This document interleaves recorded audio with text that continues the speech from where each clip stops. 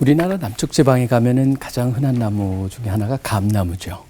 아마 감나무에 비유할 수가 있을 것 같아요. 이스라엘에 보면 무화과가 참 많죠. 이곳저곳에. 그러다 보니까 이스라엘 사람들은 무화과가 많다 보니까 그걸 보시면서 예수님께서 무화과를 활용해가지고 말씀을 많이 하세요. 근데 무화과 의미가 뭡니까? 꽃이 없는 과일, 과실 그런 거죠. 나무? 그러니까 무화과죠. 꽃이 없어요.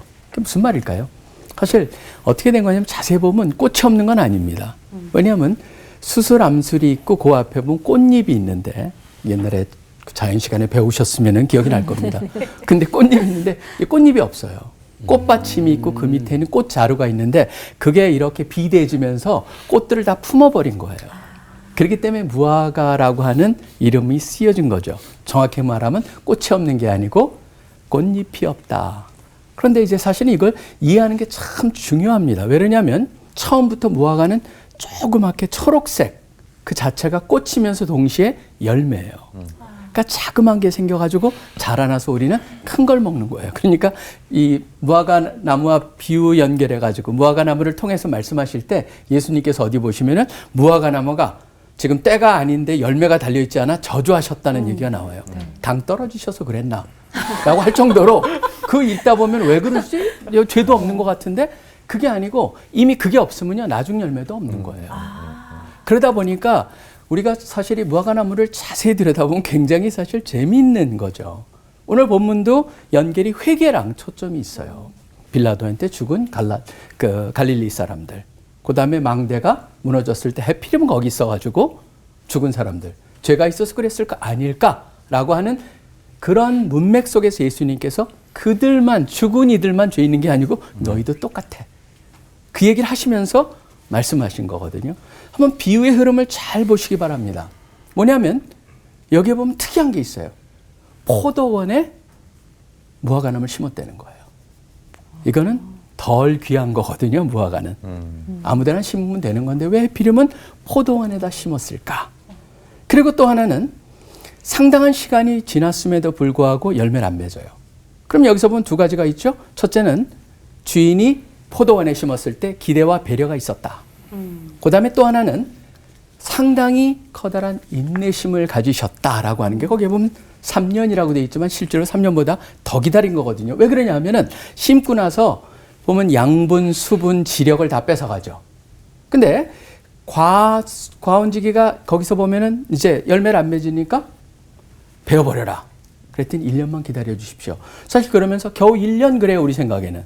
근데 잘 읽어보시면요.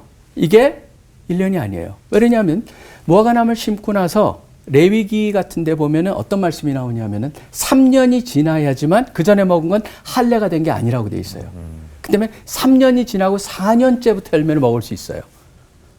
그런데 이 사람은 3년이라는 건 뭐예요? 3 플러스 3. 그러니까 최소한 6년 이상을 심고 나서 열매가 없는 것이죠. 그러니까 여기서 보신다면은 사실상 굉장히 인내심을 가지고 오래 기다리셨다는 거예요. 지금 이 비유를 통해서 무슨 말씀을 할까? 여기서 핵심은요. 비유의 과연 주인과 과원지기는 누구냐? 무화과나무는 누구를 상징하고 있느냐라고 하는 게 중요할 겁니다. 물론 여기에는 다양한 의견이 있습니다. 근데 저는 일단 어디에 좀 초점을 맞추길 원하냐면 바로 주인은 누구냐면 예수님이고 과원직인 누구냐면은 저는 믿는 사람들이고 그 다음에 무화과나무는 믿지 아니하는 이 세상 사람들로 저는 보고 싶어요. 왜냐하면 그래야지만 사실 저는 우리를 향한 일종의 과원지기를 향한 하나님의 또 예수님의 기대도 있지만 동시에 그들을 통해서 던져지는 메시지를 향해서 사람들이 받아들이냐 안 받아들이냐에 따라서 경고의 메시지가 거기에 포함되어 있다.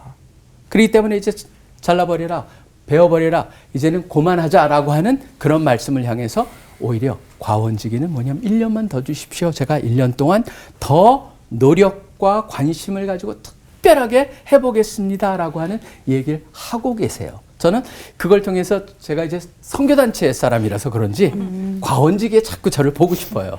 저의 그 인물랑 연결을 해가지고. 그래서 사실은 믿지 않는 모든 사람들, 죄인들은 다 심판을 당할 것이다 라고 하는 심판의 보편적인 것뿐만 아니라 오히려 복음을 전하는 사람들도 열정과 정성을 가지고 복음을 전해야 된다라고 하는 보편성도 여기서 더해지고 있다라고 하는 것을 저는 보고 싶기를 원하는 겁니다. 사실 그 종말과 심판은 필연적이거든요. 여기는 하나님께서는 분명히 인내심의 한계가 있다라는 얘기를 보여주시고 계시는 거예요.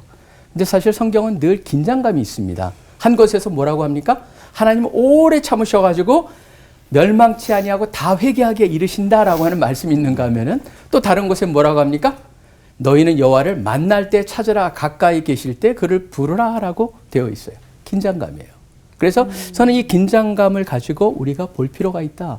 볼 필요가 있기 때문에 저는 모두가 과원지기의 마음이었으면 어떨까. 물론 우리의 내적인 열매를 말할 수 있지만 저는 외적인 열매로 우리가 과원지기로서 복음을 전하면서 다른 사람들로 하여금 복음에 응답해서 구원을 얻기로 하고 심판을 당하지 않게 하는 그것을 위해서 우리가 최대한 얼마나 정성을 가지고 노력을 할 것이냐.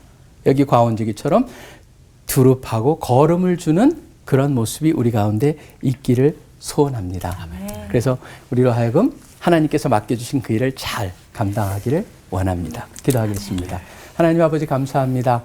이 땅에서 맡겨주신 역할을 잘 감당할 수 있는 그런 이들이 되기를 원하시는 주님의 마음을 갖기를 소원합니다. 이 모든 기도 예수 그리스도 이름으로 간절히 기도합니다. 아멘. 사실은 이렇게 이스라엘에서 양과 목자의 관계라든지 또 무화과 나무, 우리나라에서는 경험해 보지 못했던 그런 농사법이나 또 여러 가지 그런 상황들에 대해서 들으면 훨씬 더 절감하게 되는 것 같아요. 흔한 나무였지만 또 그 무화과 나무를 포도원에다 심어가지고 이렇게 그걸 그대로 계속 기다려준다는 것이 얼마나 좀 특혜를 받은 것인가라는 얘기도 이제 들었는데, 그렇다면은, 당시에 이제 농사법적으로는 이제 또 이렇게 말씀해 주셨는데, 율법으로 보자면 또 어느 정도의 또 이렇게 특혜를 이렇게 주신 것이고 또 우리도 그렇게 받고 있는 것인가 좀 한번 그 부분에 대해서 말씀 부탁드리겠습니다. 사실 과수원에서 열매가 낳게 한다는 게 자동적인 게 없더라고요. 참 많은 관심과 또 거기에 진짜 그 노력을 기울여야만 나오는 거라는 거라서 여기서도 좀 특별하게 하나님께서 이것을 통해서 우리한테 주시는 메시지가 뭘까를 참 많이 생각하게 되는데요. 레위기 19장 23절입니다. 정확히 말하면은. 레위기 19장 23절에 보면은 거기에 보면 하나님께서 율법을 주시는데 약속의 땅에 들어가서 과실을 심게 되면은 3년이 지나기 전까지는 할례 받지 못한 나무도 할례 받는다라는 얘기가 써져 있어요. 그렇기 때문에 4년째 돼가지고 나오는 열매부터 먹게 돼 있는 거예요. 그러니까 오늘 본문을 보면은 3년이라고 하는 것은 처음 3년이 아니겠죠, 당연히. 그러니까 4년, 5년, 6년. 그런 사이에서 특별히 무화과 나무는 나중에 꽃이 폈다가 그게 열매가 자라가지고 열매가 되는 게 아니고 시작부터가 안으로 말려가지고 조그만 데부터 자라나거든요. 그러니까 가난한 사람들도 지나가다가 일찍 3, 4월 때부터 꽃이 좀 우리가 꽃이라고 말하죠. 실제로 열매 초록색을 먹으면서 배를 채울 수 있는 거예요. 그러면서 나중에 클 수가 있었고 누구나 이렇게 자연스럽게 따는 거거든요. 그만큼 흔한 거예요. 근데 참 특이하게 여기서 보면은 그 흔한 것을 갖다가 포도원에 심었다라는 것 자체가 주인은 이건 특별하게 취급을 한 거잖아요. 그러니까 특별한 기회를 주고 특별한 배려를 했고 그렇게 오래 기다려주는데 싹수가 노랗다는 거죠. 그러니까 사실은 베어버리는 게 당연한 건데 여기서 본 과원지기는 그래도 1년만 그 얘기를 하고 있거든요. 그러니까 저는 이건 이 안에 굉장한 긴장감을 느껴요. 심판에 대한 확신, 그리고 인내의 한계. 그렇지만 그럼에도 불구하고 허락하시는 하나님의 마음. 이 두 가지를 잘 긴장감 있게 묘사하고 있는 것이 아닌가 생각을 합니다.